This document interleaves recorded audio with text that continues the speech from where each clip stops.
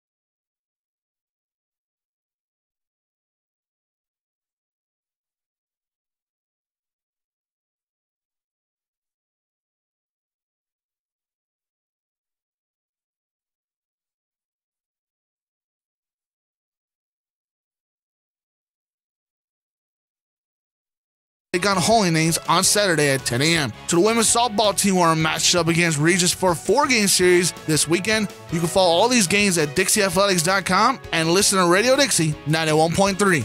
Switching to the Major League Sports, starting with the NHL, where the Boston Bruins beat the New York Rangers 6-3, the Dallas Stars beat the Calgary Flames 2-1, and the Colorado Avalanche beat the Vegas Golden Knights 4-3. And finally to the NBA, where the Portland Trailblazers beat the Chicago Bulls 118-98, the Oklahoma City Thunder beat the Indiana Pacers 107-99, and the Utah Jazz beat the Los Angeles Lakers 115-100. For more scores, news, highlights, and much more, tune Radio Dixie 91.3. Okay, here's your quick temperature check for today, March 28th. For the greater Dixie area, highs near 73 and lows 46. For Zion National Park, those highs 71 and those lows around 42. And for Bryan Head Village, highs near 38 and those lows around 19. For Radio Dixie, Radio St. George, this is Dennis Mattinson. This is Dave Smith, host of Ozark Highlands Radio. This week we'll be hearing from a husband and wife songwriting duo from the state of Virginia, the Honey Dewdrops. Also on this week's show, Mark Jones will be taking us back in time for a recording from our archives. And our guest host, Roy Pilgrim, will continue his series by profiling Ozark fiddler Max Collins. All that and more this week on Ozark Highlands Radio. Ozark Highlands Radio, Sunday nights at 10 on Radio St. George 100.3. And now this health tip from Stapley Pharmacy. Ladies, are you using makeup to cover your acne? Did you know that your makeup could be making your acne worse? There is a solution. First, identify which makeup product is causing the problem. If you have repeated small breakouts near your lips, it could be your lip balm or lipstick. If your blemishes are on your cheeks, forehead, chin, or hairline, it could be your moisturizer or foundation. If your cheeks are red and dry, the product you are using could be too strong for sensitive skin. Once you've identified the problem, ask your favorite pharmacist to help with your cosmetic ingredients. Waiting can cause permanent scars, so don't procrastinate. Do something today to get your skin glowing again. Let your local pharmacist help you pick what will work best. Stapley Pharmacy has your prescription for success. Radio St. George 100.3 FM needs your help. Since we are a non-commercial radio station, you have the opportunity to support all of this great local community-minded programming with an underwriting sponsorship. Underwriting is a great opportunity to let the community know who you are and that your donation is being used locally to benefit the students at Dixie State University. Be a sponsor. RadioStGeorge.com. And thank you for your support. From Radio St. George 100.3 FM. Follow us on Twitter at Radio St. George.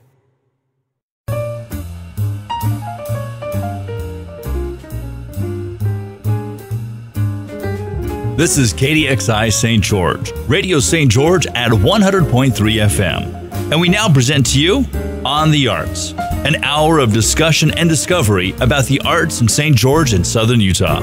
And now your hosts for On the Arts, Michael and Christina Harding. Good afternoon, St. George. Hello. This is Michael Harding. And this is Christina Harding. And we are here as On the Arts, that Yes, show that we're is back. dedicated to blowing the lid off of all of those Yeah. little artistic secrets that we have here in southern Utah. Yes. Not only here in St. George, but up in Cedar City, everywhere around here. And I've been really struck by the fact that all of these artistic offerings are spreading out. We now have Santa Clara Shakespeare. Yes, and they will open in April, I believe, with A Midsummer Night's Dream. And we've also 2 got weeks. things going on in Ivans. Of course, we've got Tuacahn, not only the Tuacahn Amphitheater, but also Tuacahn High School. I believe they have a production of a Working. show called Working. Yeah, they Yes. got a musical going on right now. That's a totally fun one. And out in Hurricane, they have Taffeta's opening pretty soon. Right, at the Hurricane Valley Little Theater. Yeah. And also, we've got Altar Boys going on right now at Yep. the Electric Theater. Theater, yes. A lot of theater going on right now, and a lot of concerts coming up, too. I know Dixie State University has a few concerts. You can go to their website and look up all of their music concerts, but I know that's starting to happen. So it's exciting. We'll try Yeah. to get you a little more information as well. There's a Yeah. really interesting one coming up that's using a lot of Dixie State faculty, music faculty, and that's going to be out at Kayenta, and it's a Baroque music concert. Yeah. And I've been walking by the costume shop of the Dixie State Theater. Are they and dressing up? They're making the They are costumes for not. it. Yes. I can't wait. It's going to be a lot Are they of all fun. going to wear makeup, too? Probably. We're hoping they don't use the lead-based stuff that they would have at the time. But yes. we've progressed since then. Yes, haven't we? But there's also the Sears Gallery, the exhibition that is still going on right now, the Yes. Sears Expo. Yes. A lot of the pieces have sold, I'm happy to say, but they are still on display. And you can see most of the original pieces from the Invitational. And like I said, my absolute favorite is right inside the door. And that's a sculpture. Usually, I really do love all the paintings. And we've talked about my love for the artist, Yes. Julie Rogers, and Yes, her. we will have her on the birth. show soon, yes. I hope so. Yes, we will. And of course, Del Parson is represented there, a former guest of our show, as well as several other local artists. Some really, really fun stuff to look at. And just lots of opportunities out And there. there's also a show going on right now at Dixie State University in the Black Box Theater called The Wake of Jamie Foster. And I hear that is doing very well, Michael. Am I correct? It's doing very well. Now, the director is one of the best directors Isn't in he? southern I Utah. heard that. Who is this director, Michael Harding? It's a gentleman named Michael Harding, as a matter of fact. Wow. Now, I've got several Yes. friends out there who are directors who are turning off their They're probably radios gonna right hear now. this again, yeah? Mhm. But no, it is actually quite a good production, and it's Yeah. been being received quite well. It's not a title that a whole lot of people know. A lot of people have heard of the playwright, Beth Henley, of course, who's very well known for writing the play Crimes of the Heart. Yes, and I believe you've been talking to her by email. Absolutely. We've been having a wonderful conversation. She actually teaches at Loyola Marymount in California. And it's amazing when you discover that these artists, these playwrights, these composers, they're real people. They have email addresses. Wow. Yeah. And the conversations are wonderful. And I do want to share about this particular production. It's become very near and dear to the hearts of all of us who have worked on it, particularly the actors. And that's one of the things that I absolutely love about this script. It is one of the more non-known, if you will, or unknown, I guess I can speak English, of Beth Henley's. But something that struck me about her response to the fact that we were doing it was she was incredibly supportive, but also incredibly thankful. Because apparently this play was extremely personal to her. Yep. Extremely so. And the amount of dedication and the amount of being touched that the cast has had, she's been indicating that it's equal to her passion for it as she wrote it. And that shows, too, with your students right now. You have a freshman who's a lead this year. She surprised you at auditions. And we've watched her growth the past few months with this play and I think it's so inspiring how this playwright's words have inspired this young student and how she's grown as a person by portraying this character. And I think that just watching the growth of these young women in your show has been so inspiring. Well, I'll say all of them. It's occasionally in one's career, I should say, whether it be as an artist or a teacher, you have that occasional show that is, or that occasional project that is incredibly special. And I have to say, I think everybody who's involved with Wake of Jamie Foster feels the same way about it. And our audiences have been increasing as we've gone along. At first, there was kind of this trickle in of people Well, I think saying, they were expecting a musical. They really were, I think. What? Wake with an exclamation point. And actually, people were surprised. And we did have a couple who was here from Colorado, as a matter of fact, and they were just looking for something to do. on the opening night. And they came in and, said, is there a theater piece going? I said, well, yes, The Wake of Jamie Foster. And they said, well, we're in the mood for something light. Is this going to be good? And I said, well, it's not light. Heavy. It's not a musical. It's extremely heavy.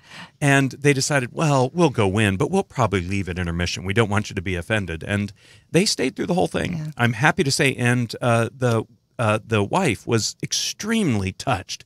She came out and she was just weeping in the proper ways, and she just said, thank you so much. And her husband was doing kind of that stoic thing of, I'm not weeping, but I will not speak because I might start crying thing, which is an incredible compliment, I think, from somebody who I feel was probably dragged to the theater when it comes down to it. But it's been being received very, very well. And it only has 3 more performances tonight, Friday, and Saturday at 7:30. And we do invite you to come check out something that means so much to us. Support the students, yes. Absolutely. And now we've got 2 very special guests here in the studio. Yes, we do. These are lovely ladies that I have invited today, and I worked with them a couple of years ago, and they are from the Women of Will, and that was a all Shakespeare group of women that got together to do an all-female, all Shakespeare, wow, I don't know what that meant, but an all-female cast of a Shakespeare play. And I had an opportunity to be in Julius Caesar with these ladies a couple of years ago, and I was so inspired by the strength. I had just moved to Cedar City, and I was trying to find where would I fit in and what group would I be able to merge with, and I found these wonderful women. And I've seen, and last year, what was the play that was last year? Pericles. Pericles, that's right. Thank you. And I think I recognize Pericles from she's that sitting production. right there. It was beautiful, and the growth. I just saw. I think every year it's going to grow because I think women need this right now. And the reason I invited these guests on today is because I really enjoy what is happening in our society today with women. I think it's about time, and I think we have so many wonderful women that we look up to and mentors that we want our daughters to emulate, and that is happening right now in theater. And there's a thing called SWAN Day. And I had never heard of this before until I moved to Cedar City, and I went, SWAN Day? What? What is it, a bird? And what it is Support Women Artists Now Day. And this is every March 30th, the last day of March. They celebrate this all over. I understand it's a national thing right now. And it's artists, women artists supporting women artists. And we need each other. And to kind of do my own segue, because Michael's always doing his segues on this show, I thought, you know what, it's my turn. And I recently, a few years ago, had an experience where I had to stand up for myself as an actress. I am 46 years old. I am middle-aged. Yes, middle-aged, hit middle-age. Believe it or not, Michael. And I decided most people still look at me and say, how did you I get wanted her? to pursue acting. And I thought most of the people around me thought I was insane for wanting to go into this at such a late age. And I've raised my children, and I had chosen a different career. And then now I'm thinking, you know what? I really want to follow my passion. And I can. Even though I'm almost 50 years old, I can do this. Well, recently I had an experience where I had a director who did not like the fact that I was a woman. And I was shocked. I had never experienced anything like this in my life. And what I'm not one to say, oh, women are better than men, and I stand on that. But I believe that we're so equal. And I do think there's a lot of ways we are stronger.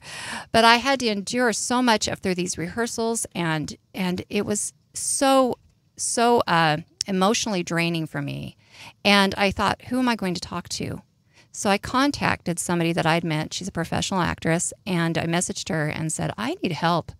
What am I doing? Am I crazy for pursuing this, or should I just stop and let this, person that thinks that he can overpower women, get the power and get the control? And she said, no, find your voice, speak your mind, stand your ground, and do it. And so I went back and I did it. And I thought, I needed another woman in the arts to help me, to uplift me, to motivate me, because I needed that support. So it doesn't come down to, women are greater than men. It comes down to women need to support women. And there's so many wonderful men out there that are supporting the women in the arts, but the voices need to be heard. And I know, I mean, just from my little experience, and I had experienced stuff in my whole life about that, but I thought this is so important to get this message out. And then I found out that they were going to celebrate Swan Day in Cedar City, and I went, oh, yes. And I thought, let's get the word out what this is. So welcome, Kaitlin Mills and Alexana Stavros. Thank you for coming today. Would you please inform our listeners, what is Swan Day? Swan Day was started or has taken off with Statera Arts, which is an organization dedicated to women's parity in the theater. And so they have created this national holiday called Swan Day, Support Women Artists Now Day, where women artists across the nation, and I believe internationally, internationally, they are encouraging women to hold art events, whether it's putting on a play or an art show. And we are doing an art show and cabaret at the Off the Cuff Theater in Cedar City. And that will be this Saturday, March 30th. Off the Cuff. Now, what is Off the Cuff? For our St. George, people that have no idea what that is. Of course. Yeah. So it's an improv troupe that has kind of exploded in Cedar City. It started at SUU, and it's helmed by a husband and wife couple who loved improv and decided they wanted to, and their friends, I think. Too. Yeah, Wendy and TJ Penrod, right, and their friends.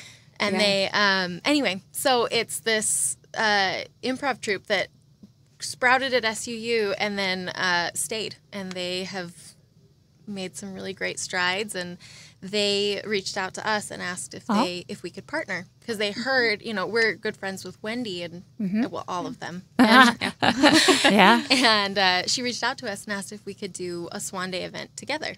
So we're doing it. So they're kind of hosting, and we've gathered people from our community, which we decided was not just Cedar City or St. George. It's kind of all over the place. Yeah. It's women in our communities. So whether that's family, or there are a lot of artists from up north who are coming down to perform, or who sent things to us. They wanted exhibited in the art show, and it's been really how many cool. different exhibits will there be? I mean, you say it's a cabaret show.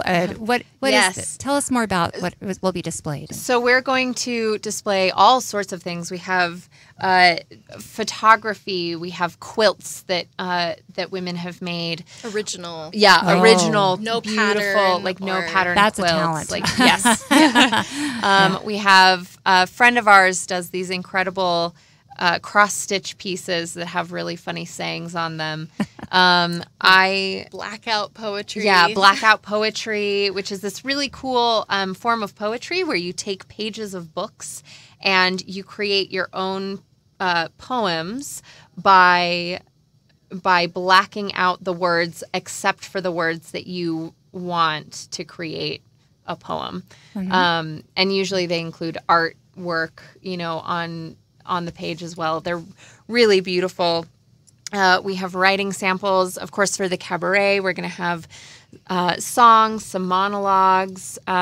We are reading a piece from a staged reading that Women of Will is doing in April. That we're doing in April, that is about domestic abuse. And so we are reading a piece from that. Which was written by a woman, a local Cedar City woman whose daughter suffered some pretty terrible domestic violence. And she wrote a book and then turned it into a play and asked us to do a stage reading. So we decided to do like a little preview. Of that. Oh, fantastic. Yeah. And just so many things. We've got calligraphy and knitting and paintings and just now everything. is Swan Day just a celebration, or is it also to get funding for projects? What do we all do at these? So the idea is we want to support women artists, which is, we want them to be visible. We want to see their work. We want to celebrate their work. We also want to provide opportunities for them to be seen by potential patrons. So while we are not personally taking any, like we're not exchanging, we're not selling anyone's art for them. We are allowing them to list their social media handle so that if somebody sees their art and says, wow, I love this, this is so different, or this is so unique, I love it, I want something like this, they can reach out to the artist and commission them. Fantastic. Yeah. Now, have you seen a great outpour in Cedar City and you said it from all over, not just Cedar City. So where else do you have people coming in from where that are going to display? Salt Lake, Provo. We have some local Cedar City artists. We have some art coming in from Seattle. We have some family members up there who wanted to be involved. So send what you have. And there will be entertainment, I'm assuming. There will be entertainment. We've got some great songs lined up. We have musical theater songs, people singing with their ukuleles. It's going to be a whole plethora of art and of a bunch of different styles of art and performance. Now, both of you are members of Statera. I hear. And can you explain to our listeners what is Statera? Statera, which is now Statera Arts officially, because they combined with Women Arts, who first started Swan Day. Oh, fantastic. They are an organization, an international organization now, I believe, that is dedicated to gender equity in the arts and gender parity, not parody, but parity in the arts. And they were started by, Statera Arts was started by Melinda Funstein and Shelley Gaza and Sarah Greenman, who are some wonderful, wonderful women who first started this beautiful organization that has just taken off in the last few years, and it's just such a they do such wonderful things for So if women someone in the became a arts. member of Statera Arts, what would they do being a member of Statera Arts? There are conferences. Oh, fun. It kind of depends on, I think one of the biggest things that they've done in the last couple of years is try to create a network and a support system so that it's easier to find organizations that are friendly to women and to gender parity. And so there's a mentorship program. They do have a conference every year. I think it's every year now. And it's just so inspiring and so uplifting. And it's a really great opportunity for artists to find each other and work together. And I'm assuming this would be playwriting, actors, and any directors, artistic directors, producers. Just stage management. It's pretty much anything in. I think very all inclusive. Yeah, and they actually that is partly what inspired Women of Will. Yeah. Yes. We are very fond of Yes. It has a special place in our hearts. Now, both of you are from Cedar City.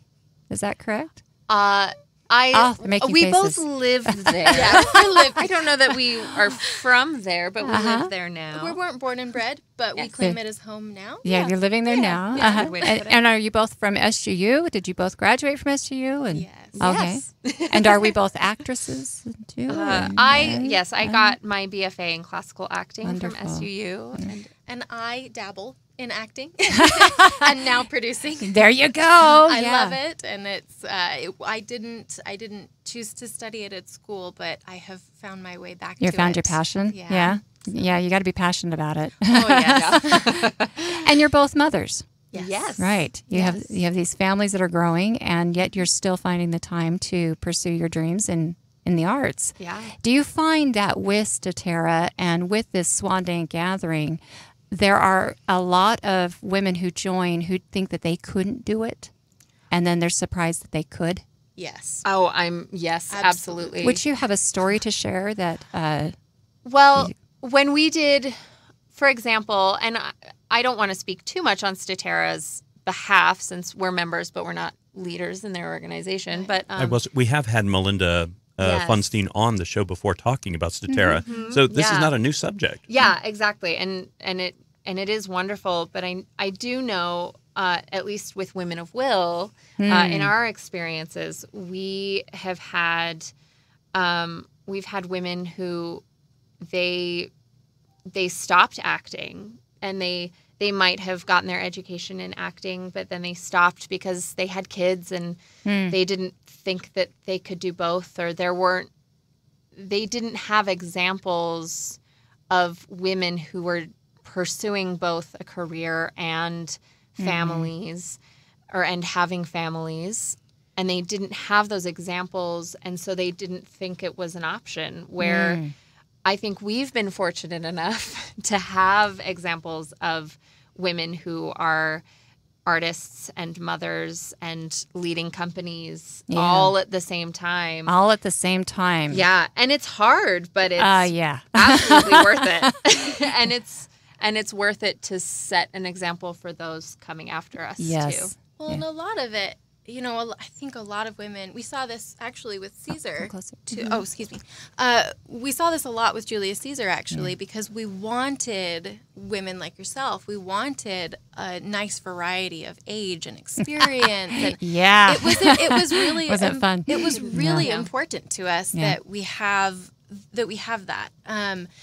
And to give opportunities to women, like Kaitlin mentioned, who don't think that they have a place in the arts anymore because they've had children or because they didn't study it. I felt that way. I live in Cedar City and I didn't go to school for acting, so I don't belong, which as I say it now is so silly. But I think that a lot of women feel that way. Yeah. And so we found that when we reached out to these women and with Pericles as well, our last production, there were so many women who were like, "Oh my gosh, you want us? Yes, we want you." And we had women who, said, "I have a new baby or I have young children and I can't find a sitter every night." And so we said, "Bring them, bring the babies." We want to create an environment where children are welcome and children, both of our children have grown up knowing that if they're in the theater, they need to be respectful and appropriate, and also we want them to see us working. Well, you had an expectant mother in your cast last year. We did. Is that right? Did she? How soon did she give birth? Right after the show? She gave birth a couple of months later. I think when we started rehearsals, she was 7 months pregnant. So by the end, I think she was about a month out.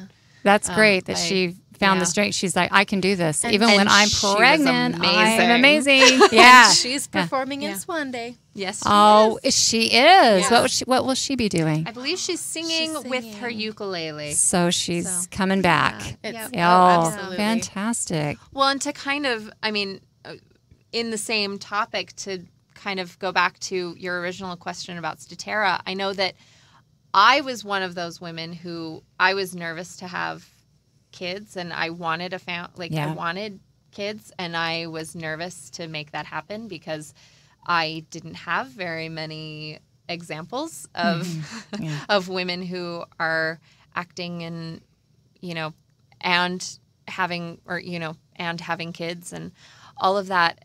And so Statera was really instrumental in my confidence growing of, this is absolutely something that I can do. And I know we both went to one of the Statera conferences, and we brought our 6-month-old, and 9 months. You brought your baby with babies.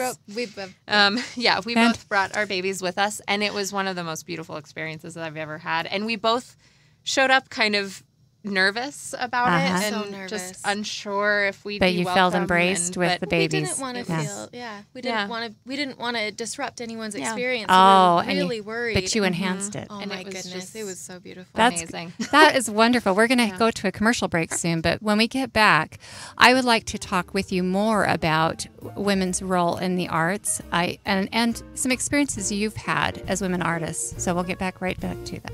We'll be right back. As I'm talking to myself here. I don't know what I'm saying.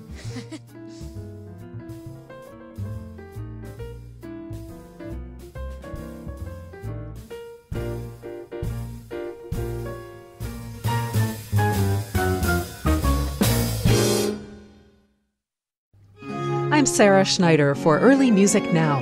Habsburg emperors loved music and staffed their court orchestras with the best and the brightest. Our next show introduces composers from Flanders and Italy who made their mark on the imperial court in Vienna. We'll hear secular songs by Jean Guillot and Jacob Regnard, plus instrumental works by Neri and Bonamente. That's next time on Early Music Now. Thursdays at 11 on Radio St. George 100.3.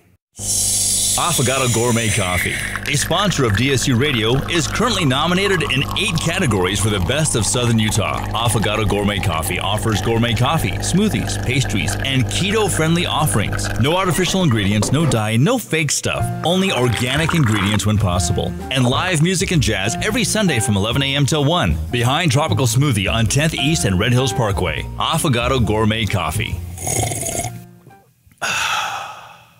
Utah Youth Track and Field registration is open until May 8th. Register for this free event by going to sgcity.org. Children ages 6 through 15 can compete in select age groups for the track and field event of their choice. You can find more information at sgcity.org/sports and recreation. Be sure to register early because registration will close on May 8th. Get your child involved with Brooks Buddies Kids Club today. For only $5, your child will get free admission to all DSU home athletic events, opportunities to meet athletes and coaches, be on the field with the players, and much more. Register online at DixieStateAthletics.com or sign up at the Brooks Buddies Kids Club table on the south side of the stadium at any home football game. Tips, topic, issues, and positions. Hi, this is Dr. Bob Oxley, professor of applied sociology here at Dixie State University. And each week we will give a complete overview of a topic, the issues that surround that topic, and special guests that will address their position on that topic. Tips, Fridays at 3 and rebroadcasts on Saturdays at 5 on Radio St. George 100.3 FM. Listen to The Pulse, Saturdays at 11 a.m. on Radio St. George 100.3 FM.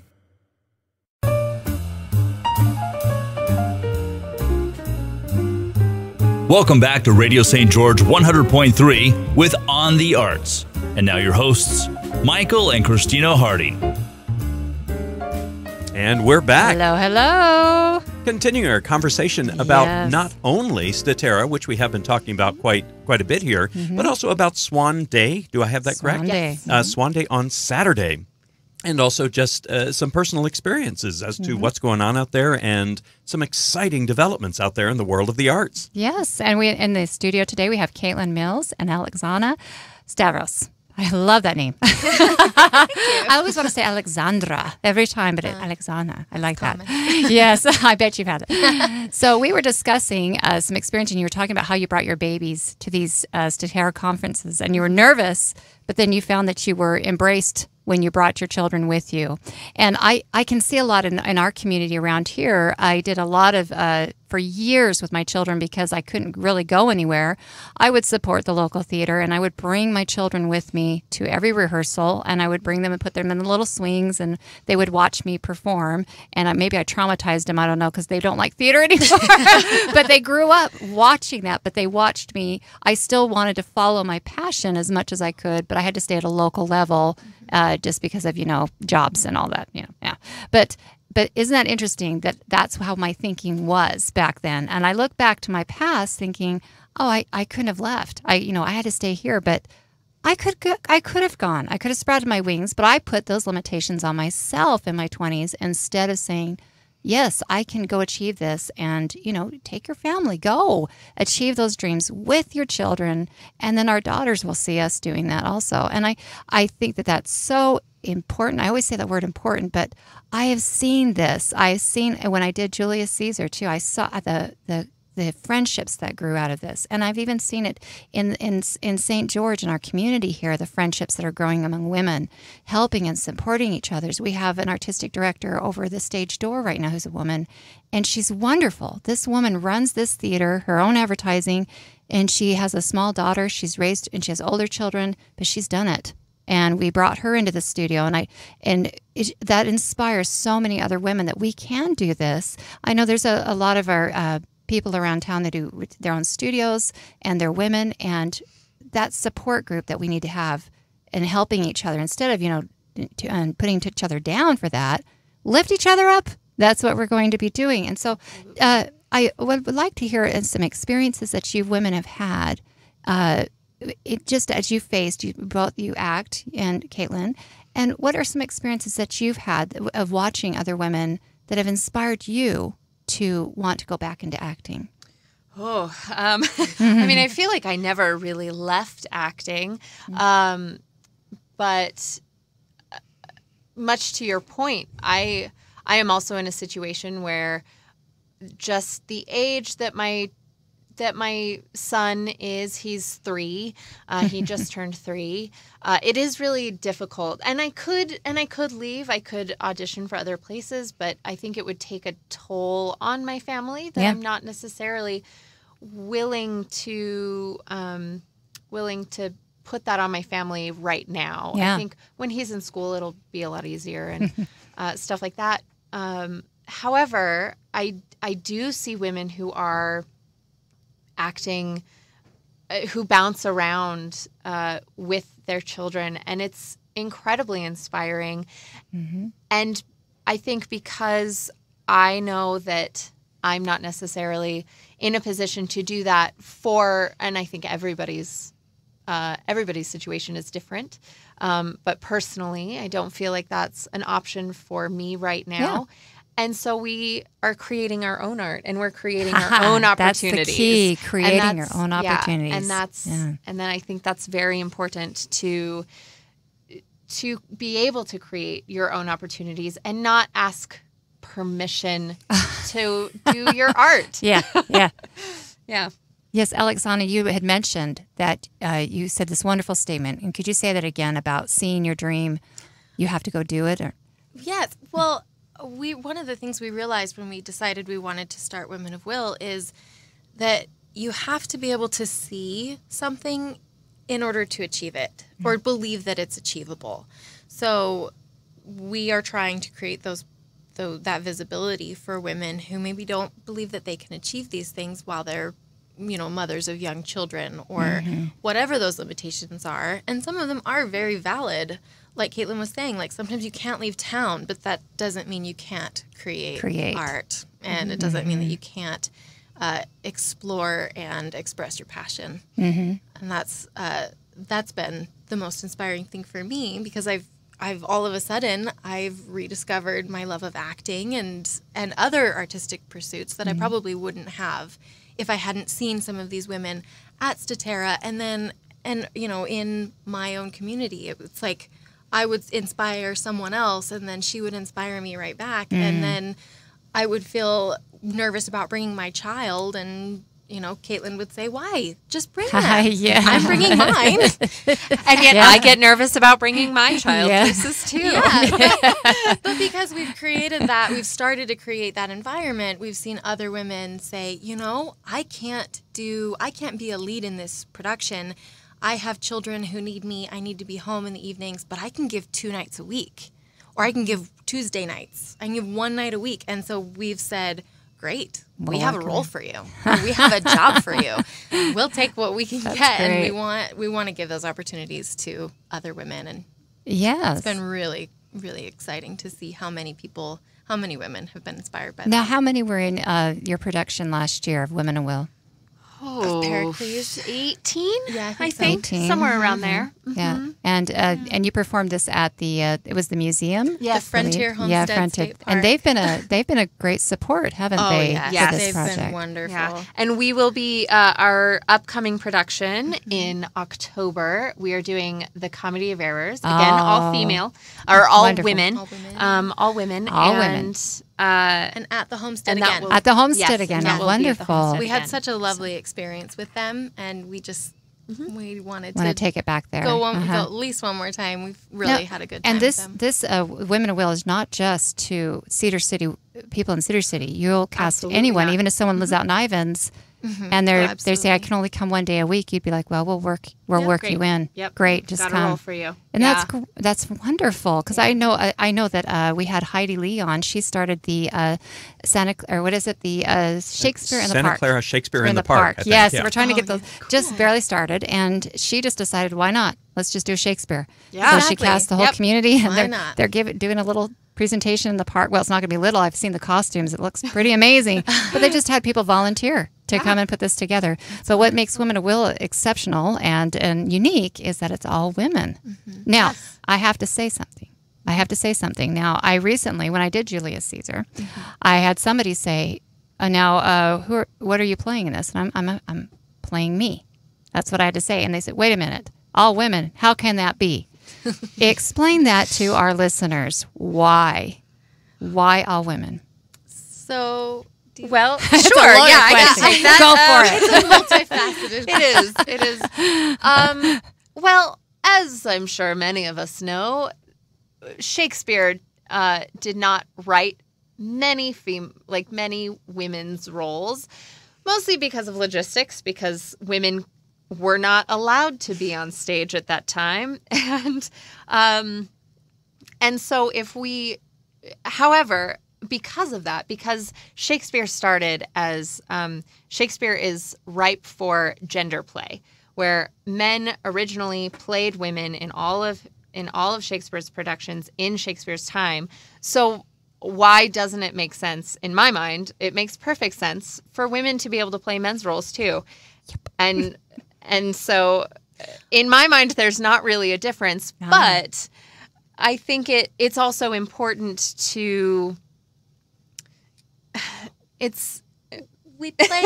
So one thing that we discovered when we were getting ready for Julius Caesar is that we didn't need to change pronouns. We didn't need to actually change a whole lot, because rather than saying I'm going to play a man, it was like, I'm going to play objectives. Yes. I'm going to play how would this feel if my friend betrayed me? It was things like that it unlocks the humanity of the character. Yes. I think that the gender doesn't matter as much as just playing real people with real objectives and real things at stake. And it's incredibly freeing as a woman to play these roles that have I love many of Shakespeare's women's roles. There are tons that are just on my list of roles that I would love to play one day. But also for example, playing Pericles last year, until that happened, I had never had an opportunity to play such a meaty role in a Shakespeare play as a woman. Not that there aren't those roles, but just where I am in life, my age, all of those factors. I have not been able to play a great meaty role like Pericles, ever before. And it was incredibly freeing to be able to not worry about I have to look pretty, or I have to play the ingenue, or I have to change my voice register, which people have told me that before because I have a low voice. I've had comments that if I not recently, this was mostly in my education. Sounds familiar. Familiar. That it's if you want to be taken seriously as an ingenue, or as a romantic lead, you have to change your voice, which to talk like Snow White, right? Which I'm a romantic person, and also I have a low voice. They don't have to be mutually exclusive. Yes, right. Anyway, so it has been incredibly freeing being able to play these roles that don't have stereotypes, or you get to break out of the stereotype of what you should be or what the role should be. That is just dumb in my opinion. I don't know. Well, and very eloquent. Yeah. Well, and I found because I did play a woman in Pericles. I played Dionysa, who is basically the villain. Yeah. She's sort of the Wicked's one of them. There's more than one.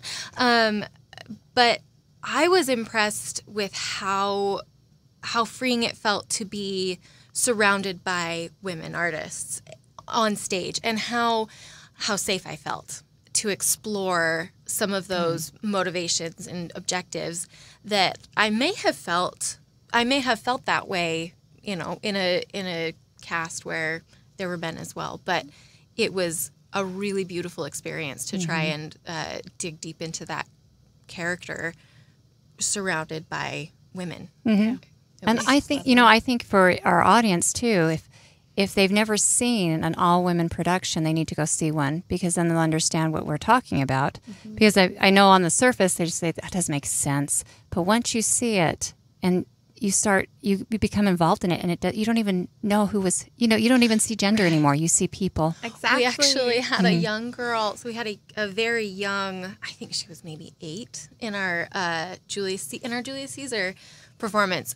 She raised her hand and she said, I don't understand. So we had to talk back after the performance. And, you know, Julius Caesar is mostly men. It's a war play. You know, it's politics, war. Fun. You know, it's a lot of fun. So much fun. But this little girl, who was maybe 8 years old, raised her hand and said, I don't get what the big deal is.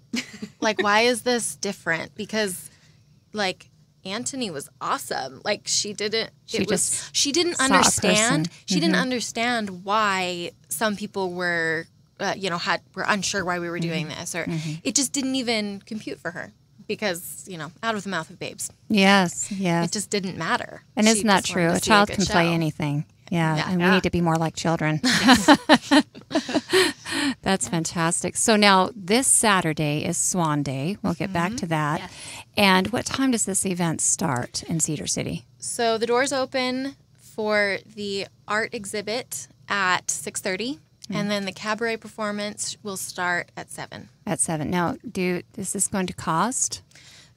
Go ahead. It is pay what you can at the door. Oh. So if you just want to come and you don't have any money, we want you there. Even if you can't afford even $1, we still want you there. But if you can't afford to, you know, like, if you can't afford to give us a little more, that's great too, and we absolutely welcome that with open arms. But we just want as many people there as possible, so we left the donations open at the door. And the donations go towards which organization exactly?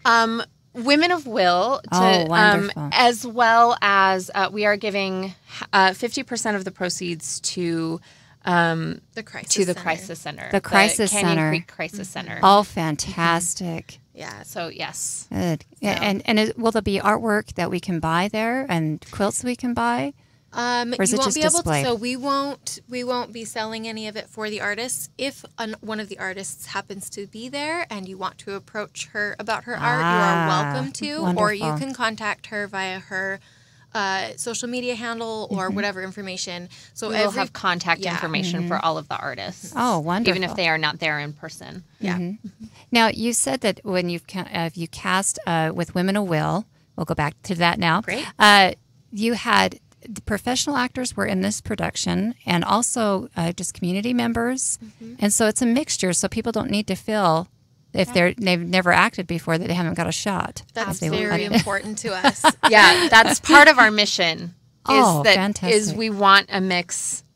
Didn't mean to cut you off. That we want a mix of professionals, students, women who used to do theater and haven't for a while, people who have never done Shakespeare before ever, who have never done theater before ever, but it's not just about the casting. We also we've extended that mission to stage management and all of the technical parts. Like, we want as many women artists as we can in the cast and crew. Oh yeah. So we're not against men at all. No. We love, we've all had lots of support from our husbands. Go to women first. Yeah, we just go to the women first because because a lot of times, like, a woman who's never done anything in theater may want to, but is intimidated. There's somebody else who can do it better. And we say,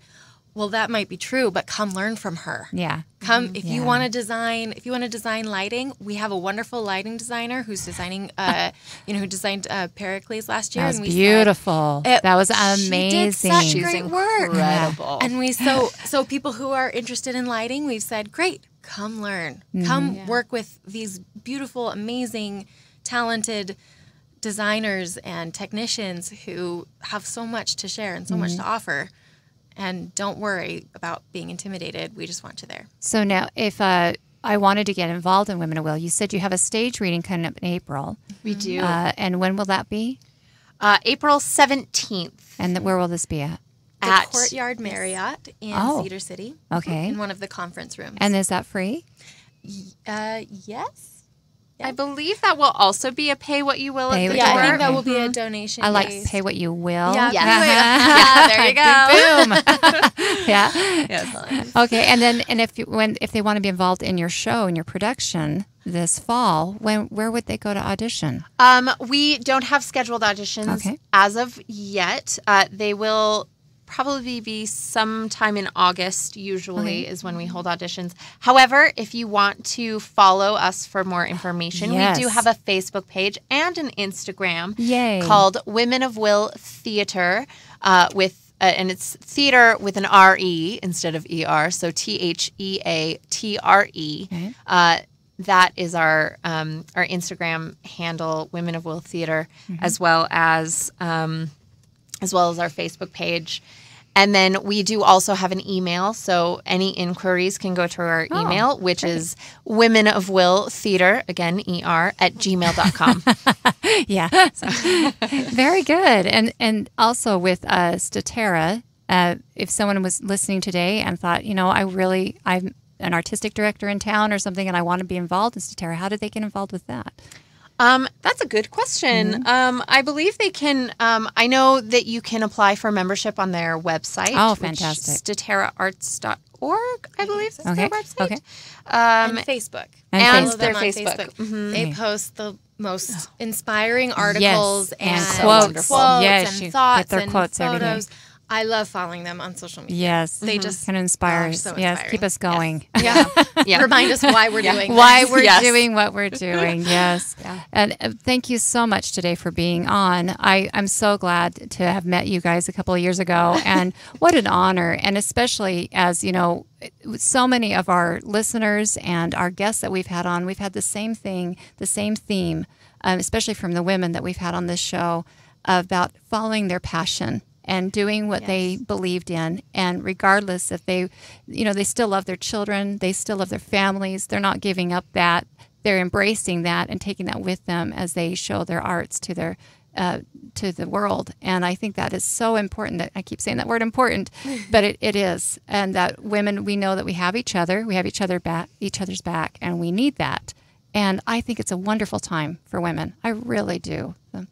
I think it's a wonderful time to be examples to especially the younger women out there. Yeah, our daughters, One of the things that I was really touched by with our interview with Melinda Funstein, and this was, almost a year ago. I think a little more than that. It was a year ago. And she emphasized what you emphasized a little bit. It's not being anti-men or anything like that. Absolutely. She said something that I thought really resonated. When she said all she wanted was for her daughters to be able to look up on stage and say, hey, there's someone like me. I can do it. I can do it. I'm not an outsider. Now, I do have a question for the two of you. One of the things we like to do on here is to get to know the people, and you guys have done a fantastic job with the organizations you're involved with, and we're getting a sense of your personality. But I have a question for you. Instead of who are you trying to inspire, who inspires you? We have some very strong women in the industry out there, not only in the theater, but in the film and the music industries. Who inspires you too?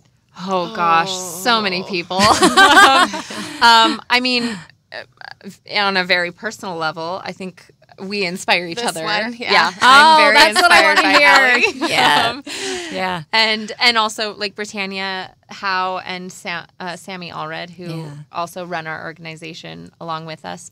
I'm constantly inspired by them. I'm inspired. Melinda Funstein, Funstein is a huge inspiration for me, especially her starting Statera. That was very inspirational. And then I'm also inspired by just women artists all over. I mean, Frances McDormand, and she's just like a hero of mine. And I mean, yeah. And there's so many wonderful, I mean, as an actor, there's so many wonderful activists, like women professional film actresses, who are so inspiring, who are working hard to make things different. I mean, someone who comes to mind for me is Jennifer Lawrence, going to, she goes to the table when it's time to negotiate and she says, I want what he's making. And there's no good reason why I shouldn't be making what he's making. Because it's not actually about, I know, they make so much money. It's not actually about the money. It's about the equality, and it's about the opportunity. And I am inspired by these women who are professional, who are out there. They're in the spotlight. Everything they do is criticized. And they're saying, hey, we belong at the table. We deserve to be treated the same way. There are great opportunity, there are great stories to be told. We want to tell them, and we want to be treated fairly. And that makes me, I have 2 little girls, and one of them loves to be on the stage. Oh, yeah. Very, very much. And there's no reason for her to believe that because she's a girl that she can't, have a career, or that she can't be a mommy and a doctor. She wants to be a scientist and an actress. So of course, and she can. Yeah, exactly. And she will be amazing. Exactly. Yeah. So I love that I feel like the industry is changing. In the arts all over the place, and I love that. Yes. Well, thank you so much for joining us. As is always the case, we're out of time. And the conversations always go, we always have people saying, what are we going to talk about? And we always find we something. just go. Yeah. So we will be back on Tuesday of next week. We've got some special guests lined up. We hope that you'll join us at 4 p.m. on Tuesdays and Thursdays. And we hope that until the next time you listen, you'll keep your focus on the arts. Bye. Goodbye. Thank you. Thanks.